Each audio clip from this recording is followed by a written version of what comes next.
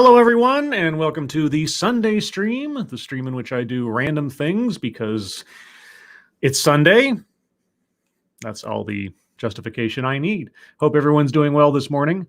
So today's going to be a little bit different because the video, such as it was, is a, I think it's a StreamYards call or a Zoom call between two individuals from the University of Illinois Law School, or at least representing thereof, just talking to each other.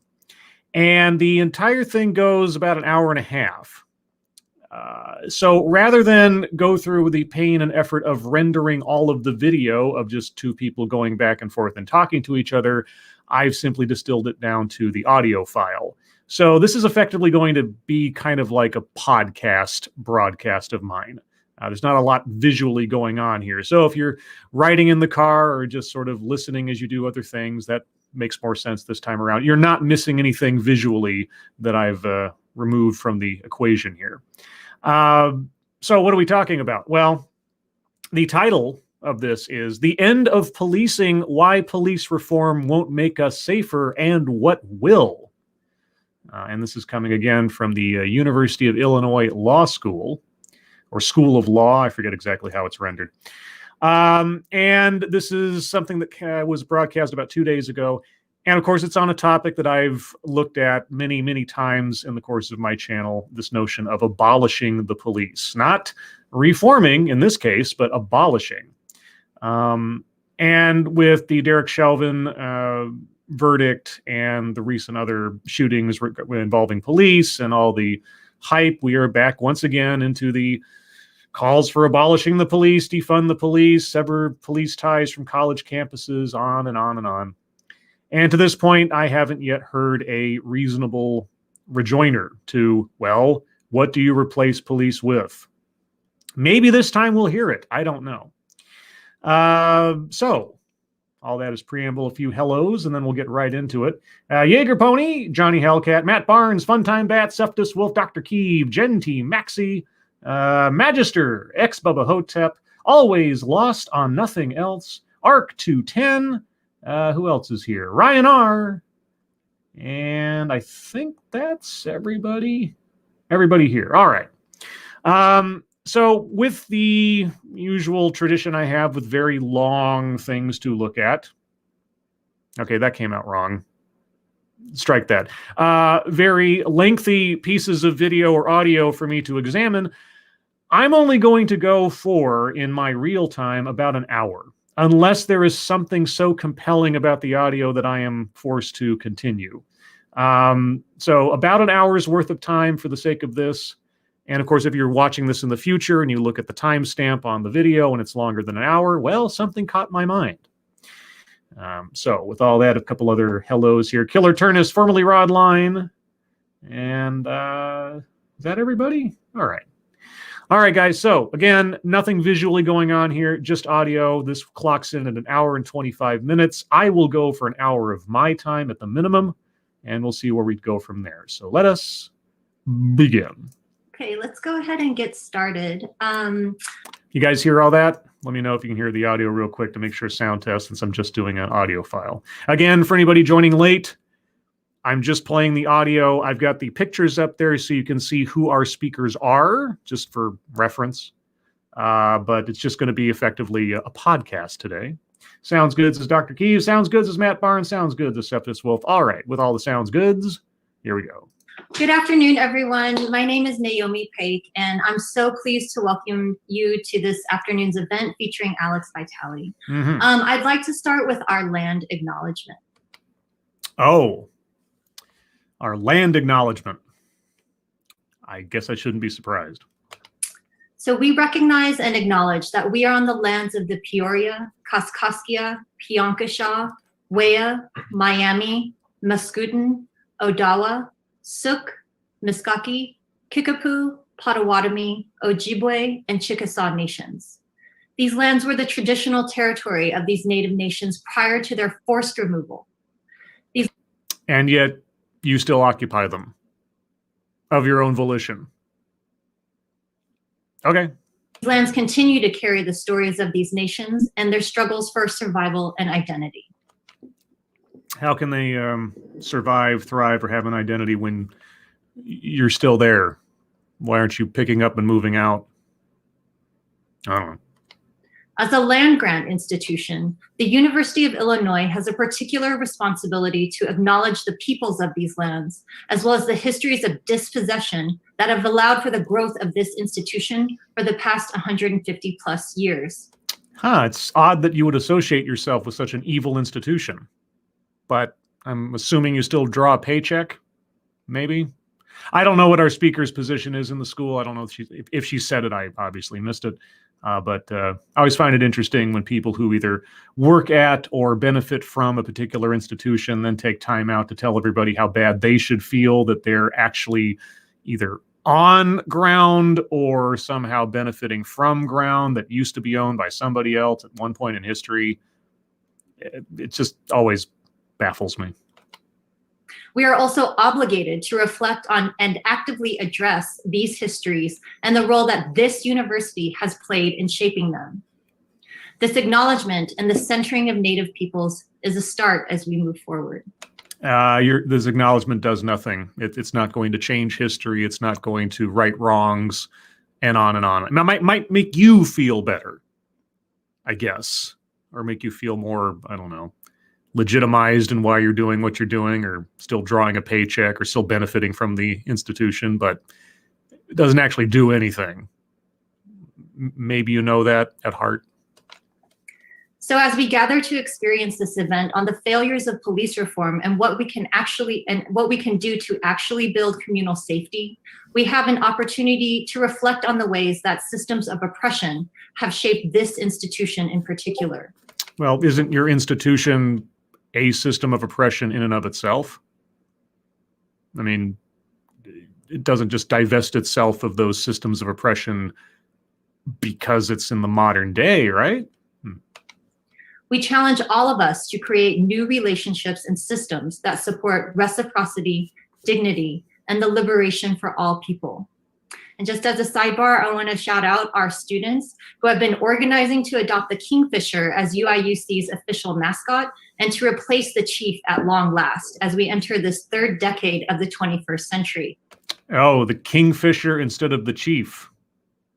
Okay. All right. Thank you. This is Kyle. Hello, chat people in Scribbles. Hello, Kyle. And I should probably do that just to be a bit more professional. Thank you, Kyle. Appreciate it. Oops, wrong button. Let's go to the right button. It is long past time.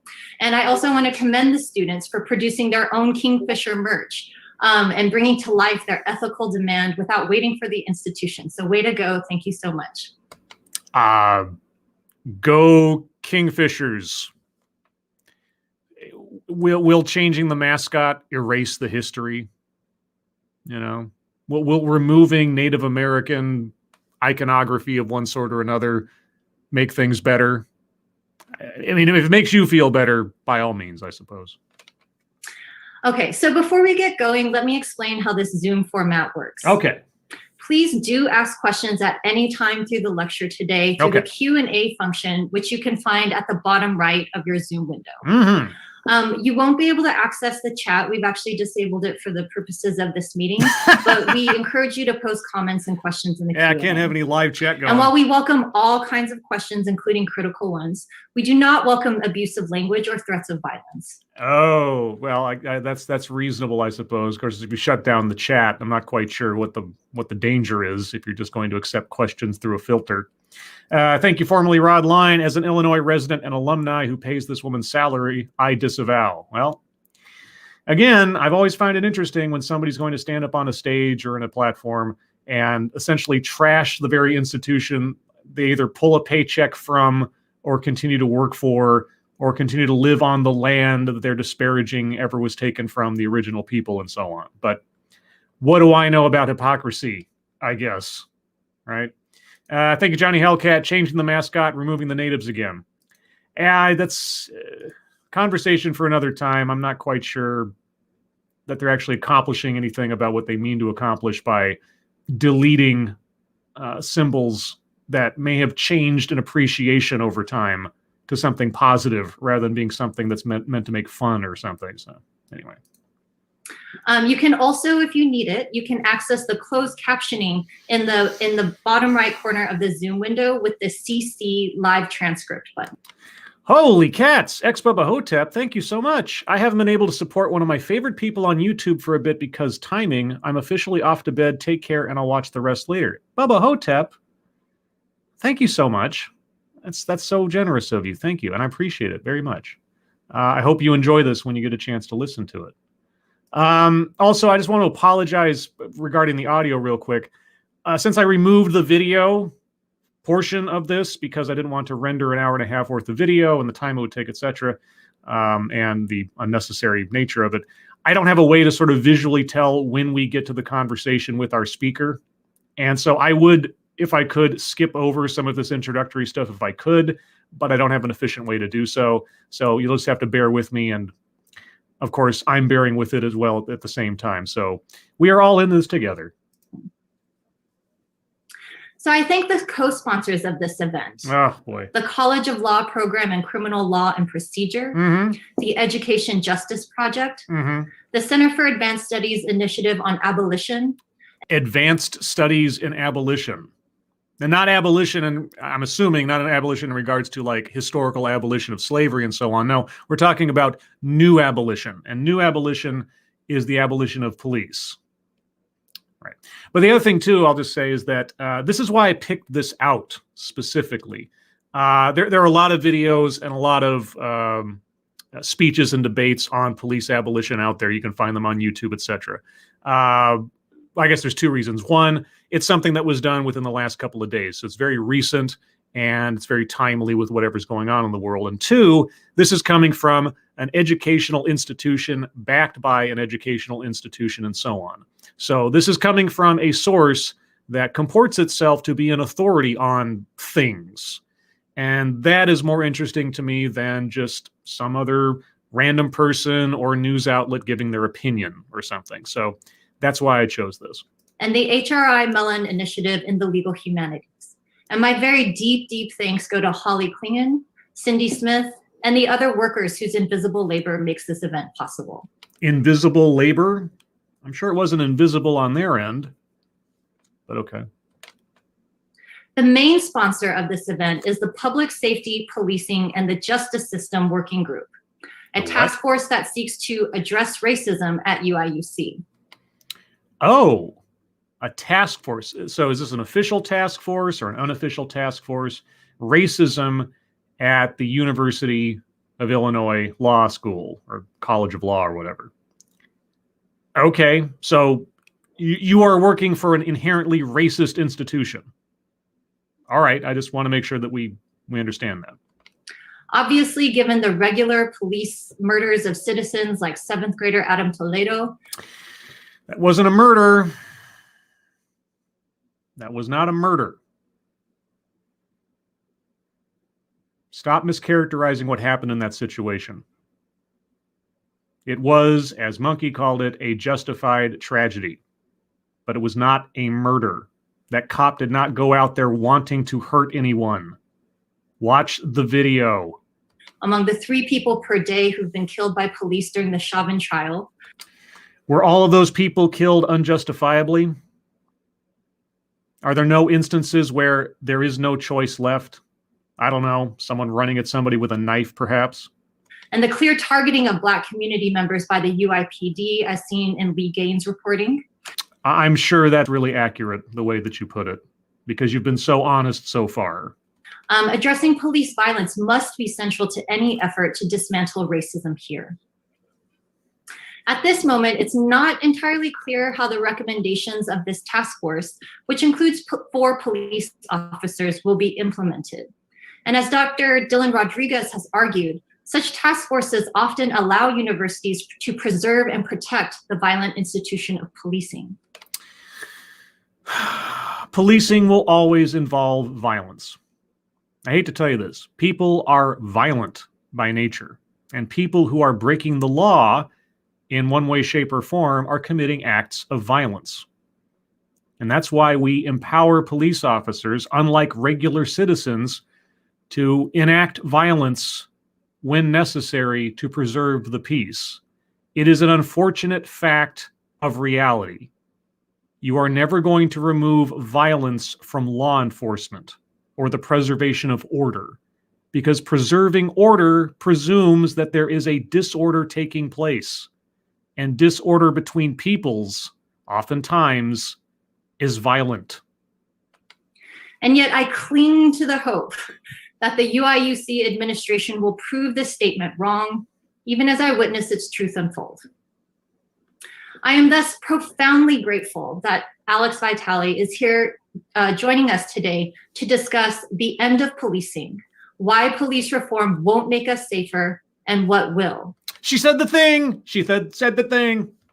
And I hope Dr. Vitale will guide the task force and the rest of us on what reforms are a waste of time and our resources, and where those resources are better spent. Okay, I really hope we get to the meat of this quickly, because with all of these things, I want to hear, all right, you stated the problem. What is the solution? What do you replace police with? How will it be as effective, or how will it address the worst crimes that come down the pike? If you're throwing away reform, if you're saying reform is a waste of time, that police need to be removed, well, that's a fairly simple proposition. Just remove them. Stop them existing, okay? That vacuum is there. What do you put in its place? So now let me introduce our speaker. Alex Vitale is professor of sociology and coordinator of the Policing and Social Justice Project at Brooklyn College, and a visiting professor at London South Bank University. Professor of sociology. So not a professor of criminal justice, not a professor of law, a professor of sociology. Got it. He has spent the last 30 years writing about policing and consults both police departments and human rights organizations internationally. Okay, so some osmosis knowledge, but he doesn't actually have a degree in the subject matter he's covering here. Just want to make sure I understand. This is his fourth talk today, by the way. Okay. Professor Vitale is the author of City of Disorder: How the Quality of Life Campaign Transformed New York Politics, as well as The End of Policing, which is a fantastic book. Everyone should read it. Mm-hmm. His academic writings on policing have appeared in Policing and Society, Police Practice and Research, Mobilization, and Contemporary Sociology. Okay. He is also a frequent essayist whose writings have been published in the New York Times, Washington Post, The Guardian, The Nation, Vice News, Fortune, and USA Today. Well, that Vice News one isn't much of an accolade, but okay.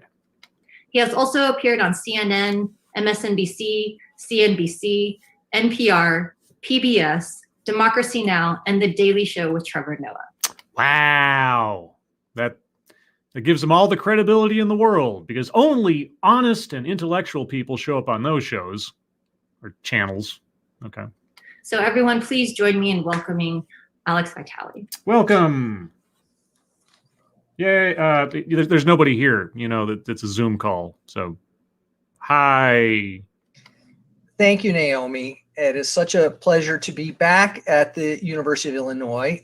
Last time I was able to visit in person, which was really great for me. Both my parents are from Illinois, from the southern part of the state. Okay. The Vitales were coal miners in the area around Carbondale. And I spent many vacations at summer and winter time in Southern Illinois, and experienced the profound transformations that part of the state were undergoing at that time, and continue to maintain some connection to that part of the state. So hopefully we'll get another chance to meet again in person before too much longer. Yay. I want to talk a little bit, as Naomi laid out, about the limits of police reform and some ways to think about how to move forward. Okay, that's why I'm here. We're getting into the meat of it now, 7 minutes into the original broadcast. So after the police killings of Mike Brown and Eric Garner and Tamir Rice and Sandra Bland and so many others in this period about 6 years ago. Sandra Bland was killed by police? I don't recall that being the case, but all right. We were told, don't worry, we're going to fix policing. We're going to implement a whole set of reforms. The Obama administration created a task force on 21st century policing that released a whole raft of police reforms. Yeah, and amazingly enough, in the course of enforcing the law, people occasionally get killed by the police. If you can believe it. And many communities have implemented some or all of these recommendations. Here in New York, we implemented implicit bias training, de-escalation training. We outfitted police officers with body cameras. Now, body cameras are, I think, an overall good idea. It records everything, and in the aftermath of such things, keeps everybody relatively honest. It has caught bad police. It has caught bad people lying about police, and it's helped to further the details of investigations into police conduct. So body cams, I have no problem with. The officers involved in the killing of George Floyd, not just Chauvin, but the other officers who were involved that day, had implicit bias training. So did they intentionally then ignore their training and were trying to kill a man? Mindfulness training. Yeah, mindfulness training. Yeah, I'm sure they were all terrible people in that moment. De-escalation training. Mm-hmm. We're wearing body cameras. Yep. We're operating under a new use of force policy that emphasized sanctity of life. Mm-hmm. We're operating under a new policy that required that officers intervene if they witness misconduct by a fellow officer. Okay, so are you going to say that that one instance thus shows the failure of the entire process? Is that what I'm to understand? Because that's what it sounds like you're headed towards. Especially if it threatens the sanctity of life. Mm-hmm. And we're operating under an early warning system to identify potentially problematic officers. Yeah, and did they attempt to contact EMS? Oh yeah, they did, didn't they? And none of it made any difference. Are you sure? Are you sure none of it made any difference? Okay. George Floyd's life did not matter to them. Did they contact EMS? Okay. And yet, whenever policing experiences a crisis of legitimacy, like the moment we're in right now, we're told yet again that policing can be reformed. And we see the same kinds of reforms trotted out. Mm-hmm. Most of these reforms we can think of as involving what we call procedural justice orientations. This is the idea that if we make police more professional, less biased, better articulated with the legal system, that this will produce a more legitimate form of policing that will win the community back to the good graces of policing, and the police can get on to doing what they're doing. Well, let's take a minute to look at what some of these reforms are about and why they are not going to fix this problem. Okay. So, sorry, just taking a moment to try to digest this a little bit. So the one incidence of George Floyd and the officers involved there thus means that everything that was intended of any reforms are absolutely pointless. Okay, so those things are moot. Okay. But you're not talking about reforming. You're talking about just getting rid of them to begin with. So if you're going to reject the idea of reform, I don't know why you take so much time to argue about reform. You just want to get rid of the police. So let's just get rid of them. You're nullifying the police as an institution to begin with. But okay, walk us through why all of these things are a waste of time. One of the most popular and widely implemented is implicit bias training. This is continues to be talked about across the country and increasingly internationally. It's included in the federal Justice for George Floyd bill. Yeah, it is, isn't it? Implicit bias training, i.e. microaggression avoidance. That recently passed the House of Representatives that has been kind of held up as the model of federal intervention in terms of police reform. And it doesn't work. I guess not. Yeah, the George Floyd case shows it's completely pointless. Not that I'd be arguing that it had a point in the first place, because implicit bias training is just mind reading avoidance 101 something or other. But okay, well, I guess it's just a waste of time because George Floyd died. Now, first of all, it assumes that the problems of racially disparate policing, arrests, use of force, discourtesy, are rooted in unconscious individual level bias. Yeah. That is the implication. Unconscious individual level bias. And yeah, you can say it again if you'd like. This is based on research that shows that, yes, people do have unconscious biases that we can measure through complex laboratory tests, et cetera. I still, and I understand that maybe there's an explanation for this. I still don't understand the phrase unconscious bias. It's subconscious, perhaps. Unconscious? I don't know. I had it explained to me one time. It still sounds awkward in my mind.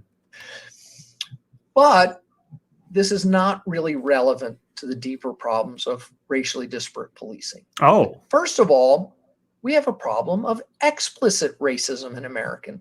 Do we really? I hadn't noticed. Every day being told how inherently evil people are on the basis of their skin color, or how inherently weak they are on the basis of their skin color, or inherently advantaged they are, or disadvantaged, and on and on. I had no idea. Tell me more. Policing. When we look for it, we find it on the. Well, you know, they're a witch finder, General. Yeah, if you're looking for witchcraft, you'll find it. It's true. It's true. The Facebook pages, the chat boards, the official statements of the chat boards. Okay, Grandpa, is the internet a series of tubes?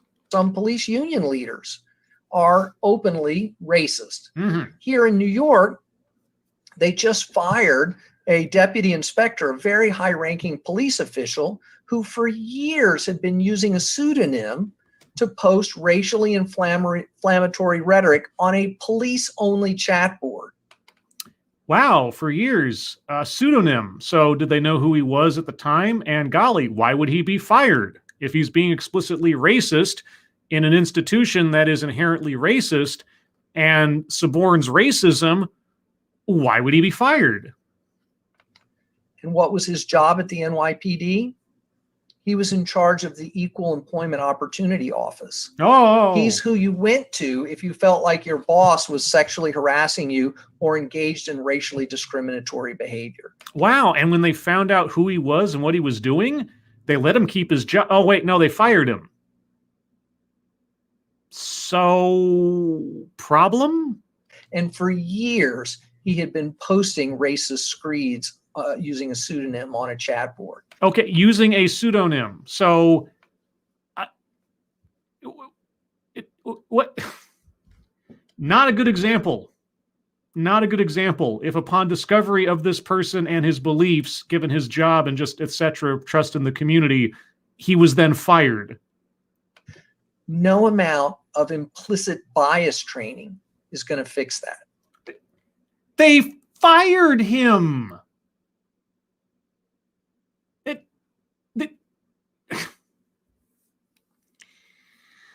Upon discovery of this individual's thoughts and beliefs, and given their position in the community and especially in the police department, he was fired, removed from the equation, extricated.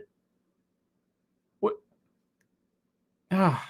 No amount of lecturing that officer about the history of slavery and the role of policing in reproducing racial inequality is going to fix that. You're right. So they fired him. And this is a huge problem. The FBI has numerous investigations of white supremacists actively organizing within the police. Why? Why would they bother? If the United States and police organizations are inherently racist, why wouldn't they just say, oh, well, oh, but the FBI is anti-racist? So are the FBI trustworthy here? Is that form of policing something that's worthwhile then? Or should the FBI just give up investigating these things? Wow, not even 10 minutes into this thing is woo. At the same time, it is also a mistake to think that the problems of racially disparate policing are the result of racist police officers. But okay, I'm open to this one. If it's not racist police officers employing racially disparate policing, what is it? Increasingly, actually, the diversity of policing mirrors the diversity of the United States. It's not actually that disparate. What? And in the big cities, a majority of officers now are non-white. Okay, so you're not talking about the conduct of police officers as far as racially disparate policing. You're just talking about the appearance of police officers. So the appearance of police officers determines the kind of policing that occurs? In New York and Los Angeles and in Washington, D.C., and Baltimore and Detroit, and I believe in Houston now, majority officers are not white, and much of the leadership in places like Philadelphia and other major cities, the leadership is largely non-white as well. How can that be? How can inherently racist institutions, such as police departments, allow for anyone, well, of any particular color, to end up in positions of authority? And especially if you're going to define racism as simply a one-way street where white people are racist against everybody else, how could you possibly have non-white leadership in police departments? Are you going to explain that one to us? And it doesn't make sense to say that those officers are engaged in, racist policing and that that's what motivates their behavior day in and day out. Why not? Why can't a non-white person be racist?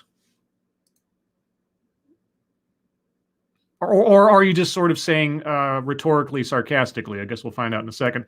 Thank you, Lancelot 652. What? Don't your people call for less white? I mean, I'm wondering where he's going to go if he's talking about people not being racist. Instead, we need to understand that there's a problem of structural racism. Oh, okay, right. So the non-white people in charge of police departments have no agency of their own. They just kowtow to a system that is racist, even though they are, I assume from this rendering, inherently unable to be racist because they're not white. Is that it? Why are they incapable of fighting against the system that they are in charge of? At two different levels. The first level is at the level of the police institution itself. The reality is that policing has always been a tool for producing racial inequality. Okay, because you say so, I guess it is. Whether it's in its origins in the American South, in the production of slavery and the maintenance of slavery, or out west, where policing was primarily a colonial project designed to drive out and exterminate indigenous populations, to drive out historical Mexican and Spanish landholders to make way for white settlement. Whether it's the use of police to facilitate convict leasing, the maintenance of Jim Crow, the creation of urban ghettos, the war on drugs, these have all been very clear racial projects that policing have been the central tool for managing. And all of those things that haven't occurred in the last century are relevant today.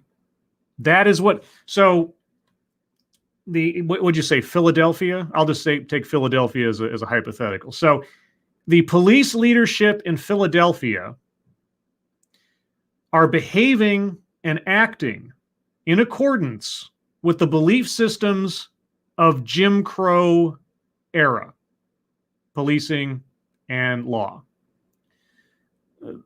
The police authorities in Philadelphia are acting in accordance with colonialism and slavery today. Got it. And then to imagine that now, with a couple of hours of racial sensitivity training, we're going to overcome 200 years of structural legacy. I have a feeling, I could be wrong. I might be wrong. I have a feeling that no one participating in implicit bias training today is 200 years old. I mean, I could be wrong. Stranger things have happened. Is naive. It's that simple. It's that simple. It's that simple that philosophies and societal forces from 2 centuries back or more are now dictating the behavior of police officers today, and including police officers who fall within the racial demographics that you are implicitly stating cannot be racist in and of themselves because of their skin color. But they still are because of the badge that they wear, which carries with it a magical force of genetic memory of racial injustice that they just can't overcome in the modern day. Okay. Naive, and it's also disingenuous. All right. But there's an even bigger problem. And this is the decision by elected officials to turn the problems of poor, mostly non-white communities over to police to solve. Really? Police are to solve the problems of poor, mostly non-white communities. Well, I will grant you that the police are, in some cases, seemingly thought to be responsible for things that they're not actually responsible for. And in some cases, a lot more responsibilities and burdens are being placed on police that probably should be handled by social services if we would fund them correctly and, staff them correctly and so on. So you might be right, kind of. To conceptualize the problems of those communities as problems of crime to be managed by violence workers. Violence workers. Violence workers. Really? Okay. Whatever quasi-legitimacy I might have been extending this man to this point has fallen off of a cliff. Because that's what police are.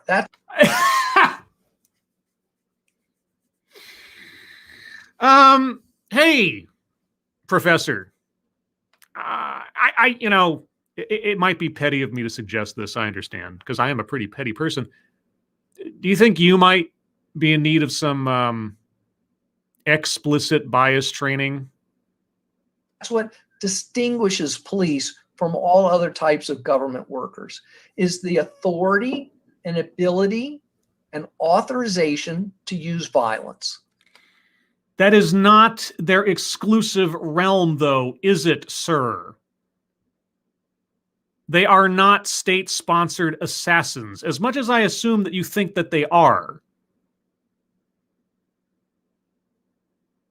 Being empowered to use force to enforce the law is, in most cases, depending on the circumstances, the last resort. But it is depending on the circumstances. I think you need to watch some more police videos, the raw body cam, the raw dash cam stuff of just the mundane, everyday activities of police. Not the high-profile, big-ticket item instances or incidents, I should say, where something horrible happened. I think you have a very myopic view of how things work in your 30 plus years of writing about police activity, especially if you're going to make the assessment at the end of it all that police are simply violence workers. And this is the problem. Well, let me step back for a second. So police will say, look, the racially disparate outcomes of policing are because we go where the crime is. We go where the 911 calls are. Okay, that would be their claim. And your counterpoint would be? But of course, how we frame what counts as crime matters here. Okay, well, we have things called laws. So tell us about laws. The systematic poisoning of the water supply of an entire town is not considered a police problem. What? Well, are you talking about like Flint, Michigan? Okay. I mean, I guess that would be a gray area of public works versus an actual someone doing something intentionally to poison the water kind of thing. And I'm sure no legal action has taken place. I'm jumping to a conclusion that he's talking about Flint, Michigan, but it's a regulatory matter. Yeah, it is kind of a gray area. It is. I'll grant you that. So is that something the police should be covering then? Should the police go and arrest, I don't know, works department workers willy-nilly without evidence of who did what? I mean, what are you asking for here? Should public works become the realm of the police now too? The predatory lending practices of multinational banks is considered a securities and exchange problem, a banking regulation problem. It's not a policing problem. So the on-the-beat police officer should march into an office building and start arresting people on the belief that complex financial this, that, and the other, which may or may not violate law, even if it might violate ethics. So actual police officers on the beat with badges should be managing Wall Street? Is that what you're arguing for? And yet these are profound harms. Yes. So you're arguing that regular police officers should enforce regulatory laws and not the government themselves. What? The financial value of wage theft by employers is dramatically more than the value of all property crime that has been turned over to police to manage. So regular beat cops should be investigating and enforcing employment laws.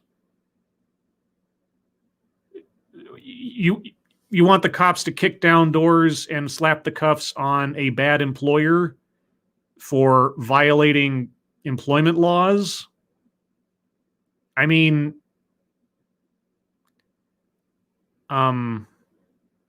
it's happened. What are you asking for? So not all harms are treated in the same way. You're right. Yeah, you're right. They're not. Can you believe there are degrees of crime in this society? I mean, jaywalking versus mass murder. You know, we don't really gun down jaywalkers the same way as we might do someone who's holding a bunch of people hostage inside of a bank. Can you believe it? What the? The harms of poor and dispossessed and vulnerable communities are defined as crime problems to be suppressed by violence workers. Violence workers. You're really, boy, if I had the bingo card out, dude, if I had the bingo card out, buzzword, buzz phrase. Okay, so violence workers their responsibility is to oppress and victimize poor people. Okay. And this places an extra burden on those communities. Ah. The everyday burden of intensive and invasive policing, the burden of fines and court judgments, the burdens of incarceration, of being constantly put through the criminal justice system. Are they being constantly put through the criminal justice system because police are just scooping them up willy-nilly? I mean, is there any room to talk about what people are actually doing to end up encountering police, regardless of their economical status? Okay. And the burden of police violence. Yes. 7% of all homicides in the United States are committed by police officers. Are they all unjustified? 7%. 7%. Okay. And by the way, homicide does not indicate unjustified. Okay, just I think he's playing with words here. It's homicide. And of course, we wouldn't expect him to play with words with violence workers. But homicide is a technical term. It is the taking of a human life by another person. It does not necessarily indicate justification, circumstance, etc. So let's just keep that in mind as well. In some communities, it's double that. Hmm.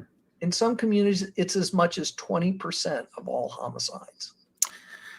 Again, is every one of those shootings unjustified? What were the circumstances? Was the person armed? Was someone under threat? Was a police officer being attacked? And on and on and on. Tell me, oh, tell me true. Because you could include, for example, the Adam Toledo shooting in that statistic, and it would still have been justified under the circumstances, as tragic as it is. So the police are, in fact, a producer of violence in our communities in many cases. Of course they are. If I had this guy as a professor, I'd ask for my money back. I really would. Okay, there is a reality to law enforcement. There is a reality to human civilization. If you're going to enforce the law, that presupposes that people are going to break the law. And oftentimes when breaking the law means bringing an act of violence onto a person or a person's property or anything else, sometimes, unfortunately, but inevitably, it is necessary to respond in kind with force, i.e. violence, whether it's deadly or otherwise. So you mean to tell me that the police officers in this world from time to time have to employ violence? Oh my gee. And this is the problem I have with community policing. Oh. Whenever policing experiences a crisis of legitimacy, Mm-hmm. Rodney King, Amadou Diallo, Mike Brown, George Floyd. Mike Brown was not a crisis of legitimacy of policing. The hype and the media and the insanity that surrounded that case certainly called that into question. But when someone attempts to take a gun away from a police officer and turn it onto the police officer, it's not a question of legitimacy. It's a question of self-defense. But you're not even being honest enough to admit that here.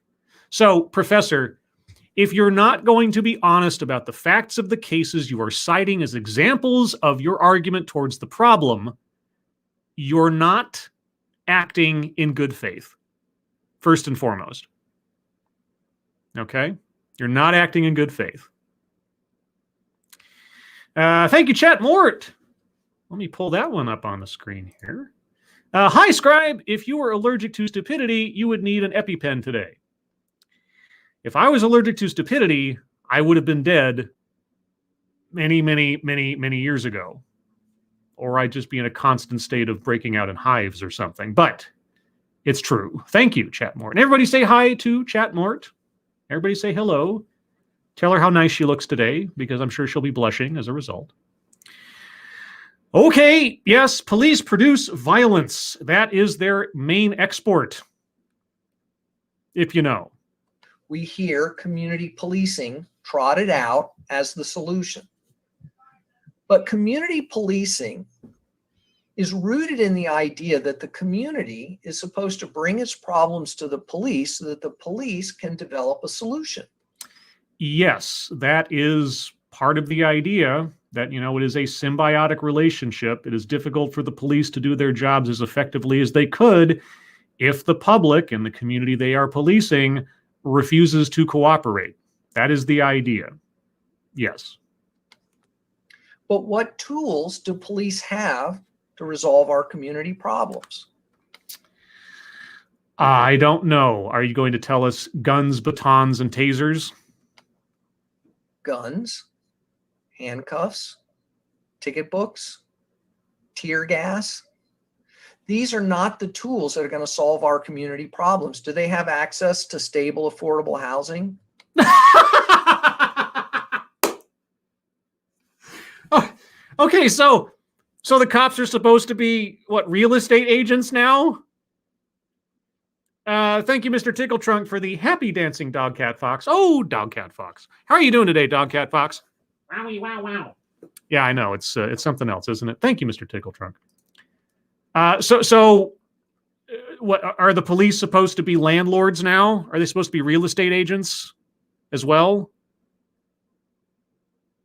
Okay, so ticket books. So citations and fines and laws and disincentives to acting outside the law, those are pointless, you say.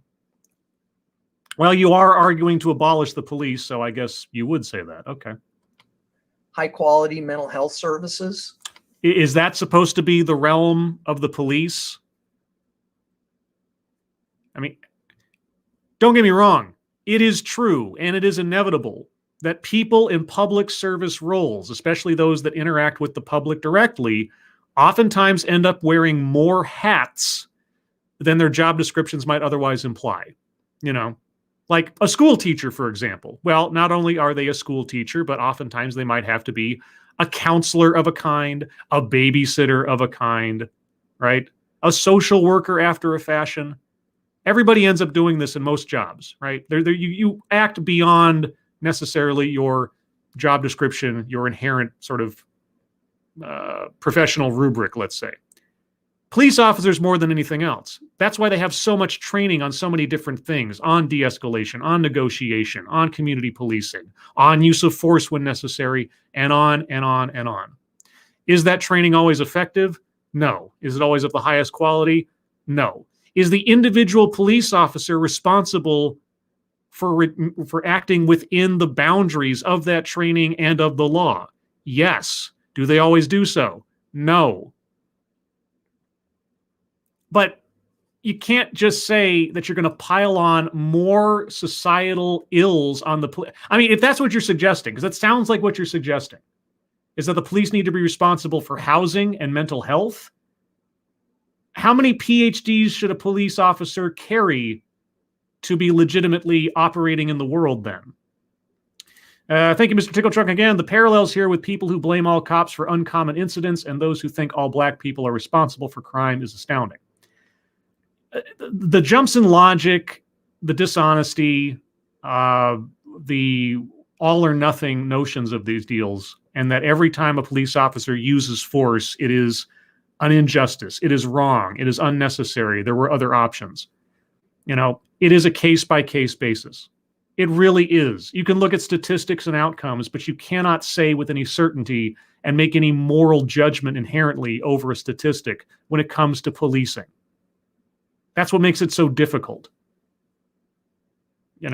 Sometimes you can identify a pattern that is imbalanced and then try to address it.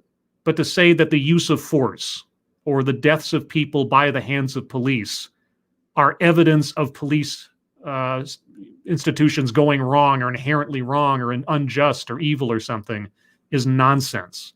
And then, of course, drawing a line all the way back 200 years and holding people today to account for that.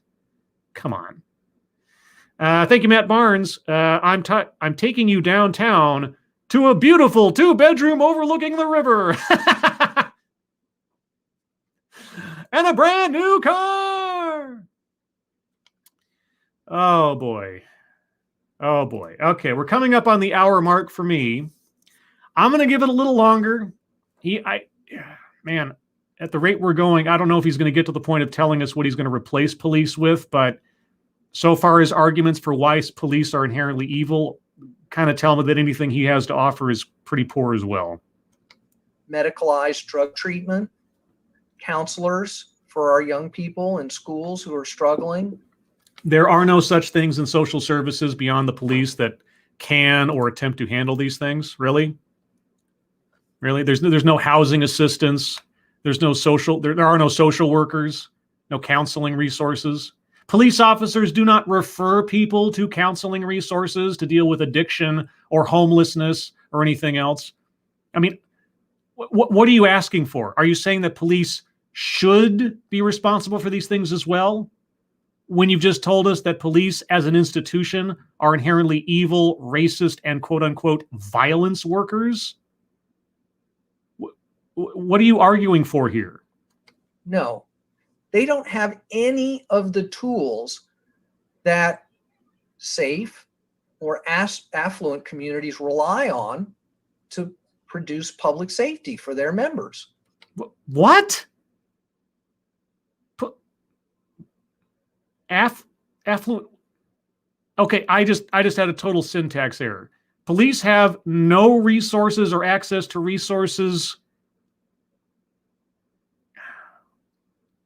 Okay, I would back up a little bit, but unfortunately the player that is embedded with StreamYard, or at least my browser to run audio, doesn't allow me to do very delicate movements of the time frame on the audio. So if I clicked once, I'd probably jump back 5 minutes. I'll just have to listen to that again at some other point. So what we've done is we've systematically defunded the social safety net and social services for communities, and then turned the problems that result into crime to be suppressed through intensive and invasive policing. Wow, you totally proved that in the last 10 minutes of talking and never mentioning anything about reducing social services. Where was that information? Where was that statistic? I mean, I'm willing to believe it happens in places, but you just said it is so. And you're a professor again? And this is the fundamental analysis that's driving the current movement to defund the police. It is not a movement that imagines, well, if tomorrow we could just disappear all police, then our work here is done. Well, I will agree with you there. That would be a very stupid idea. So why don't you tell us what then should replace it? Because that's what I've been waiting for.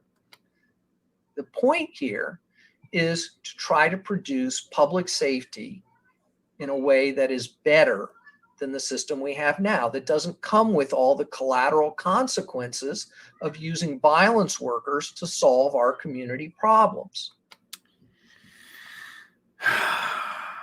Yeah, but you just, the title of your presentation, let me read that title again, because it's exactly the title he gave us. The End of Policing, Why Police Reform Won't Make Us Safer and What Will.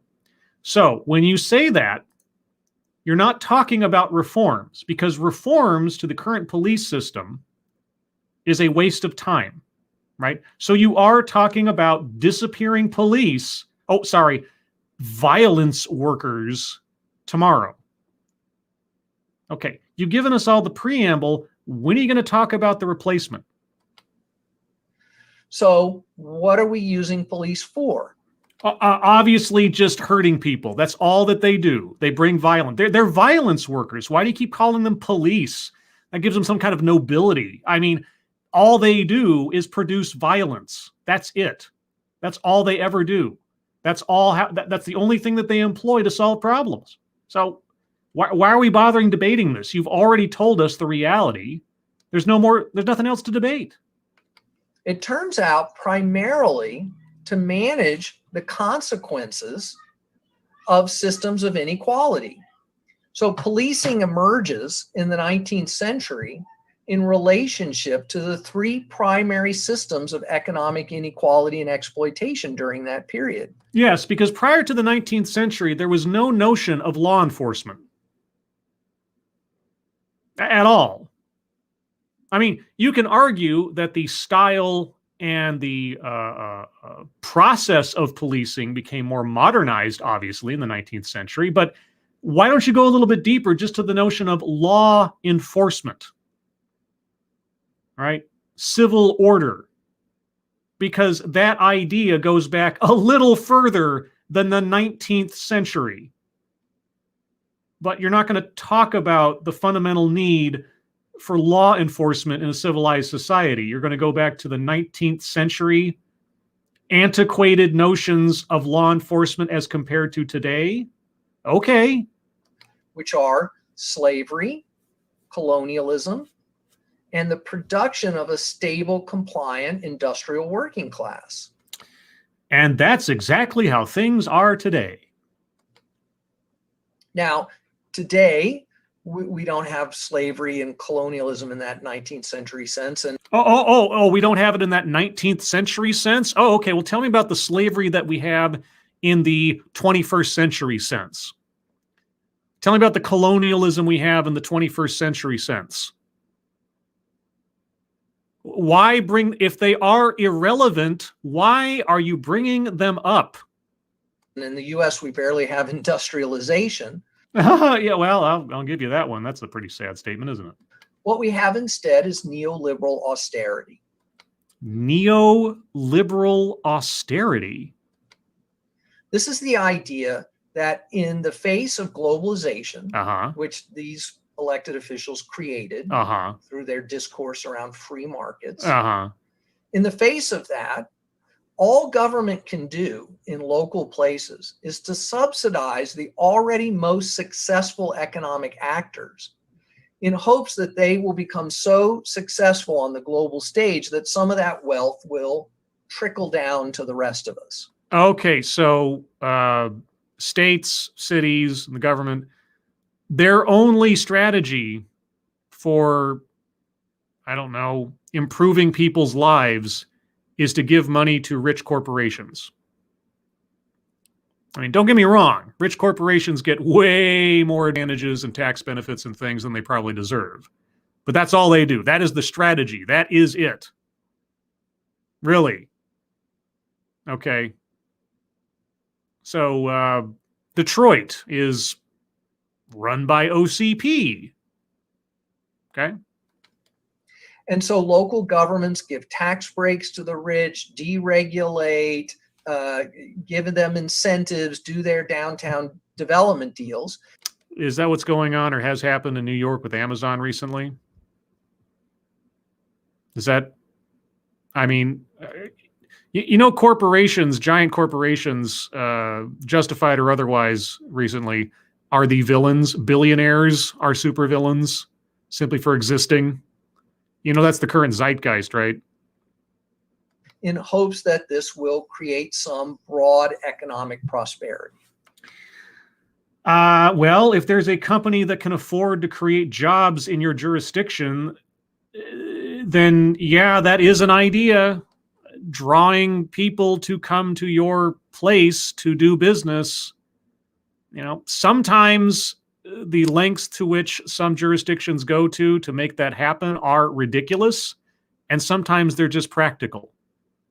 So should cities, states, and so on not be allowed to take such actions?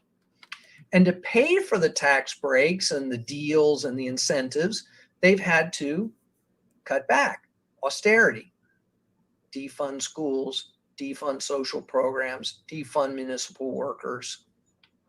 Do you have an active example of that? I mean, I'm not going to deny that it hasn't happened, or that it has happened, I should say. But it'd be nice if you gave us like an example instead of just saying it was so. Oh, Professor. But the result has not been broad prosperity. Define broad prosperity. The result has been the creation of a class of billionaires that didn't used to exist. A class of billionaires. I mean, billionaires, I suppose, are a class in and of themselves. How much of the population do they make up? Just curious.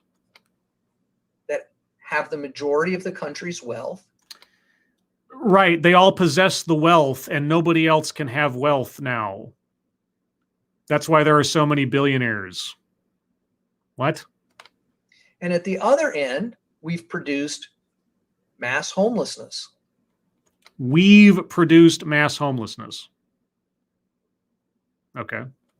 Mass untreated mental health and substance abuse problems, failed schools, mass involvement of black markets of drugs and sex work and stolen goods because people don't have access to formal employment. Excuse me, did you just call it a black market? How racist. Or any kind of social safety net. Yeah, the world is absolute shit. Everything's terrible. Okay, and I'm not going to argue that social services and mental health care and counseling options and rehabilitation options and so on and so forth in this country are perfect, and there's nothing to criticize. Wouldn't say that at all. But the argument here is because Jeff Bezos exists, there's no money to pay for rehabilitation services in Chicago. Is that it?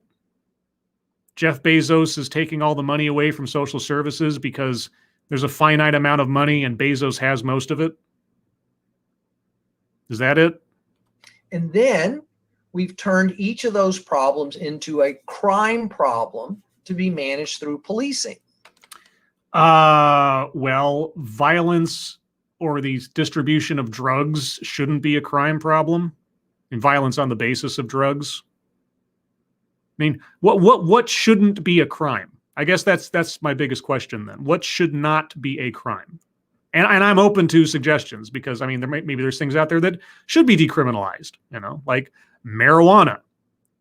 Marijuana as either being possessed or sold legally. I'm for the legalization of marijuana. Right? I'm for diversionary programs in criminal justice that deal with addiction and not necessarily crimes that hurt other people. Simply being an addict should not be a crime in and of itself. I agree with that as well. Possessing narcotics or something shouldn't necessarily destroy a person's life if they are an addict. If they're actively distributing it or selling it or making it for a distribution, that's another issue. But yeah, so hey, I'm open to the suggestion, but you got to get more specific because you're talking in such broad terms like, well, we shouldn't do this anymore. Like, then what? What should not be a crime? Managed, not solved, managed. Because police, no matter how many homeless people they arrest, don't do anything to reduce the amount of homelessness. So the police should solve homelessness. Okay. Name for me a country, a civilization in all of history where homelessness did not exist. And tell me the circumstances around which that was achieved. Name for me a civilization in all of history where addiction did not exist, where crime did not exist, where civil unrest did not exist. Tell me of this utopia that police are ideally supposed to provide. Is it the police's responsibility to solve homelessness? Is that what you are suggesting?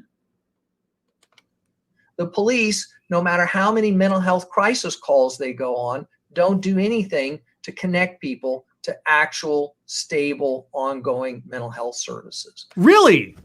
Really? Police officers never do anything to connect people with mental health services? Really? Is that really true, Professor? You mean all the times that I've seen police officers talking somebody down from some crazy situation, and I say crazy, and then taking them to a hospital, referring them to suicide prevention, and on and on. Every time I've seen a police officer literally talk somebody down off a bridge to get them help. Really, Professor? Oh, okay. That never happens. Police officers don't give a rip about people's mental health. All they do is bring out their mace and hurt people. That's it, in every situation, all the time. Really? Oh, sorry. Apologies. Violence workers. That's all they do, all the time. Police, no matter how many children they arrest in school, don't fix the schools. Is it the police officer's job to fix the schools? And if you have a child in the school that is doing something to the point of being arrested, and I'll admit there have been plenty of instances where it's been ridiculous arresting a kid for the circumstances they've said, but either way, is it the police's job to fix the schools? Why are you bringing up these problems that it is not the police's responsibility to fix in the first place? Oh, well, that's just a symptom of how broken the system is. Is it? Just across the board? And why are people arresting people? Are people arresting people for being homeless? Are people arresting people for being an addict, for being mentally ill? Or are there other circumstances involved when police get involved in such situations? Is mental illness a crime? Is that what you're saying? Is homelessness in and of itself a crime? Oh, boy. They just manage the problem so that elected officials can continue to do their downtown real estate deals and their tax breaks, right? And so that these social problems don't get so out of hand that they interfere with their redevelopment strategies, their tourism-centered economy, or whatever it is they are pursuing. Again, are you sure you shouldn't engage in some implicit bias training yourself, Professor? Thank you, Matt Barnes. This guy has a lot of great ideas to spread the cops' expertise so thin that they're completely ineffective. Give this man a cigar. Well, the police officers are mandated to enforce the law, right?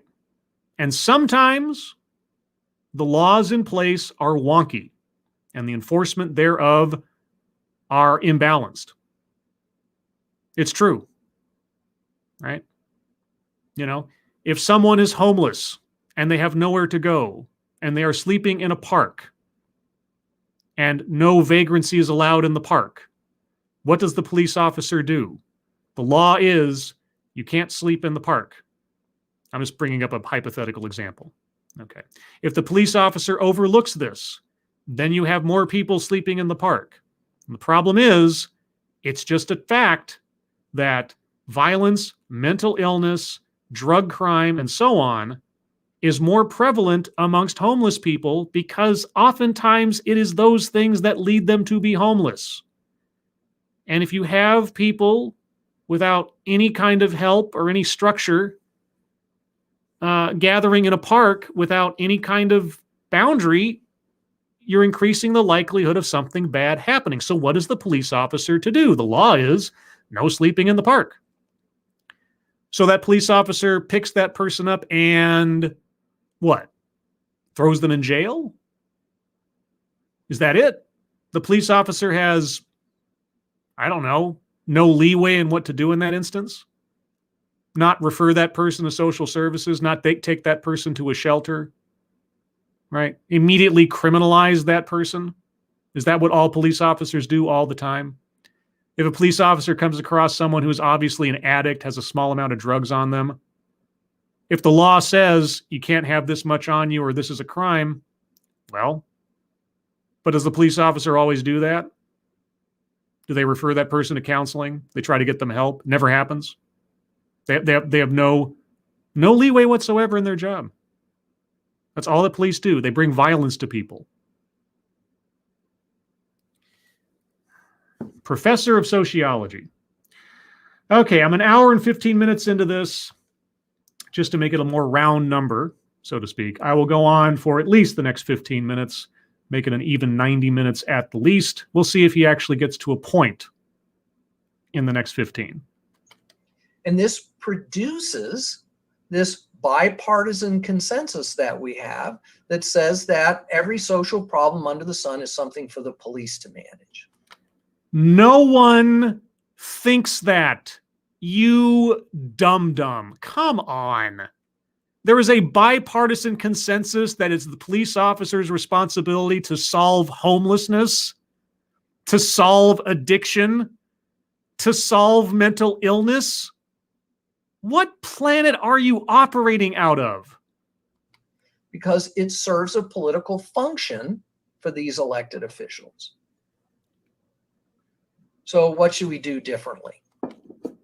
I don't know. I am dying to find out.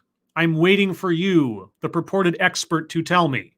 What should we do differently? Well, we should demand that the state, that government at all levels, This government at all levels, which is inherently racist, colonialist, xenophobic, evil, doesn't care about the people, run by politicians that want police to solve these problems with violence. That state? Okay, what should that state do? quit using its resources to make inequality worse and then paper over the problem with intensive and invasive policing. How? You have just spent the last, 20 minutes of this talk, but at least, hour or so of me talking, telling us how everything is bad. It's been bad forever. It's still bad. Even people acting today who were not alive 200 years ago are still bound by the philosophies of 200 years ago, Jim Crow, slavery, and so on. How do you intend to bring this about? Instead, we should look at the kinds of social problems we have. Okay, homelessness, drug addiction, mental illness, economic disparity. Okay, let's look at those and then take immediate steps to ameliorate those problems. How? How do you ameliorate homelessness? How do you ameliorate mental illness? How? Through interventions rooted in care, compassion, and solidarity. What buzzwords means nothing. What do you mean specifically? You've been doing this for 30 years. You must have a plan. You must have a proposal by now. At least some specificity. Don't you? Rather than coercion and violence, while we work on making bigger structural transformations. Such as? We need to get police out of the mental health business. When have police been in the mental health business outside of the most rudimentary crisis negotiation and referral? Thank you, Mr. Tickletrunk. A real nonpartisan approach we might all agree on would be an audit of police, government, etc. Let's find money for more social workers and more police. I am all for reform. I'm all for analyzing what is and is not working. But the abolish the police notion, which apparently our speaker here is promoting, is the baby in the bathwater solution. Unless or until I hear something more substantive than everything's terrible and we need to get rid of it. And then we need to replace it with compassion. What does that mean? Between 1.25% of all people killed by police in the United States are having a mental health crisis. Yeah, are they having a mental health crisis with a knife or a gun or with assaulting someone else? Can a police officer determine upon arriving at a scene what the mental situation of the person is? And even if they had all the forewarning in the world, Officer Jones, the person you are about to encounter, has a history of mental health issues. Okay, walks up on the scene, and the individual has a knife to the throat of another person. What does the officer do? I hate to inform you of this, but having mental health issues does not indemnify you from police contact, nor should it allow someone else's life or safety to be put in jeopardy because you have a mental health issue. I don't know if you understand that. In the moment of crisis, it is not the realm of the police to decide whether or not someone's mental health issue should allow other people to be harmed.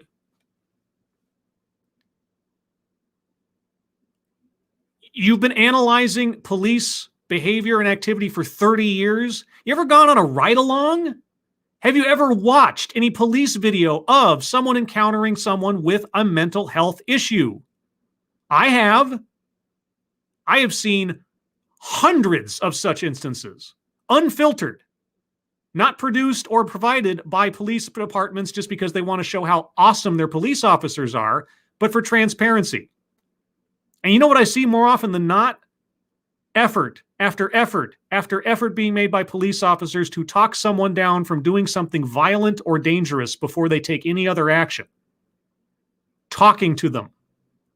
Trying to get them to calm down.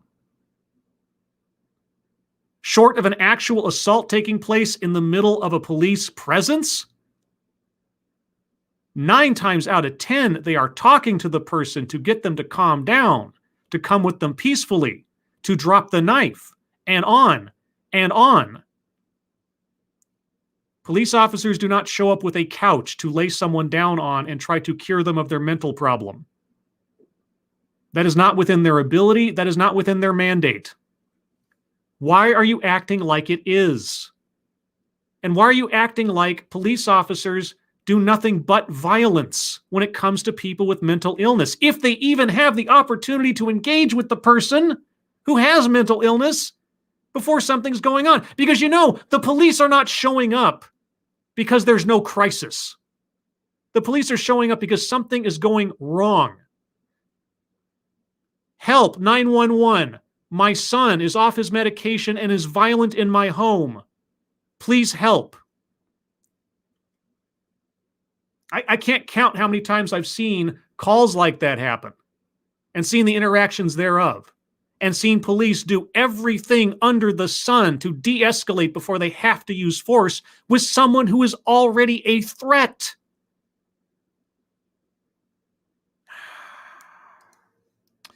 Thank you, Mike R. I'd love to take a trip through this guy's mind, although I might need to down a bottle of 151 beforehand. This guy is driving me absolutely up the wall, if you couldn't tell. If you could not tell. It is not black and white, as he is making it. He is throwing aside the actual realities of what police have to deal with and the actions that they take more often than not. If you're going to cherry pick the most highly publicized, highly controversial instances of police interaction with people and call those proof of all things, you are not being intellectually honest. Because we've systematically defunded our mental health infrastructure and then turned the problem over to police. That is not what police do. Police respond to calls. They respond to crisis already in progress most of the time. What are you talking about? Do we send people with mental illness to the police station for counseling? What are you talking about? We need to create high-quality, community-based mental health services. How? Non-police crisis intervention teams. How? To actually deal with people as human beings, not as criminal legal subjects to be neutralized. Professor, you go ahead and you send professionally trained mental health people, doctors, nurses, whatever. You send them to 911 calls of crisis. You send them there to counsel someone in a moment of crisis, someone who is out of control in a family situation, a domestic situation, a public situation, whatever. You go to an instance where someone felt so under threat that they called the authorities because someone, whether you know it or not, with a mental health issue, is threatening people's safety. As if every 911 call could possibly know the mind of the person acting out of order. But okay, you see what happens when someone who is not armed, not trained in physical restraint, has to encounter someone who is out of sorts mentally, whether they're armed or not. I wish our professor would literally look up some of the body cam footage of instances where police officers encountered someone that they knew beforehand. I'll even give them all the benefit. They knew beforehand had mental health issues. And I want you to watch as those police officers do everything under the sun to try to talk somebody down in a crisis situation, okay? And then proceed through the events of those videos, but in your mind, remove the police officer's tools and training for use of force, okay? And then project, if you can, the continuation of events with that same person in that same moment of crisis, but now being confronted by someone who has no ability to defend themselves or anybody else in the room. I want you to do that, Professor. I really, really want you to do that. You might learn something. You might have your mind changed. Just maybe. Not guaranteed, but just maybe. Thank you again, Mr. Tickle Trunk. Defunding is reform. Dalek voice. Explain. Yeah. Okay. I'm coming up on the 90-minute mark. So I will do a quick straw poll because I'm already losing it. I might need some intervention here pretty quick. Chat, my audience, my dear, dear audience who has slogged through this with me. Do you want me to continue or have you heard enough? Okay. Because I am fine calling it here. If you would like to hear more, put a 1 in the chat. If you're fine, you don't need to hear anymore, or you're fine going off and listening to the rest yourself, put a 2. Should I continue? 1. Should I just call it here? 2. But regardless, I will be hard stop at 2 hours on my clock. Okay, for sure. Regardless, 2 hours. 1, 1, 2, 1. I love pain. 1, suffer. 2, 2, 1, 2. Oh boy, it's kind of evenly matched at this point. All right. For my sanity and yours, I'm going to call it here. I may pick this up as a 2-parter down the line. It's possible, okay, because maybe there's something more to be had here. So, for reference, on the original recording, I am at 23 minutes and 28 seconds. So if I pick this up for a second part next Sunday or something, that is where we will begin. I will think about it. We shall see. But I think this is enough for my own mental health today. So let me know in the comments, guys, what you thought of this. If I'm off base in places, because God knows I could be and probably am. Did he have any good points? What do you think about his points that he made, such as they were? This is a conversation, such as it is, that will continue and is going on right now. And our professor, for whatever else he might be, represents a part of the academia and the policymakers and so on, both in city government, state government, and obviously in colleges and law enforcement, who are pushing these ideas and these arguments. What do you think about that? You know, I obviously have my issues with some of this. I try to come to these things with as open a mind as I can, because I'm already, abolishing the police. Doesn't sound like a good idea, but okay. And yet, despite the fact that I've looked at such arguments for years now, I don't hear anything different. And I'm always bewildered by the lack of specificity. We need to do things that have more compassion. We need to reform this. And you heard me. as you've heard me in the past, if you watched my videos, I always end up asking, how? And this isn't a TEDx, okay? This isn't some kind of truncated 15-minute little bite-size absorbable piece of presentation. This is an hour and a half worth, okay? Maybe at some point down the line, he gets to the specificity. I can only hope. And that's why I'm thinking maybe I'll do a part 2 on this. Because I do want to hear, what is your plan? Even if it is abstract to a certain extent, even if it doesn't have all the details hammered out, at this stage of the game, as our speaker has 30 years of thinking about this stuff, you should have a proposal, an elevator pitch, specificity of what would replace police. But all I hear is like, well, the police shouldn't be doing this, and they shouldn't be doing that, and they shouldn't be doing this. And I try to imagine a world where police were expected to do those things in the first place. All right. Anyway, as I say, I'm going to call it here. Everyone, thank you so much for joining me for this one. It was a slog. It'll be a continuing slog, whether I listen to this again or future arguments, because I haven't been dissuaded from thinking that abolishing the police is a bad idea. Maybe that'll change. Doubt it. Everyone, thank you for joining me. Thank you so much for your attendance. Thank you so much for your participation. Thank you so much for your generosity. I really do appreciate it. If you'd like to hear more from me or Satsu 2 Cents, you can find the both of us tomorrow night, Monday night, on Satsu 2 Cents' channel at 6 p.m. Pacific, 9 p.m. Eastern for The Lords of the Night, where we will talk about the news of the day, news stories you submit, what we've been up to on the internet, and then your questions and comments. Again, everyone, hope you have a good rest of your Sunday. I hope you're all safe and well. If you're not well, please get well soon, and I'll see you on the next one. Take care. Bye-bye.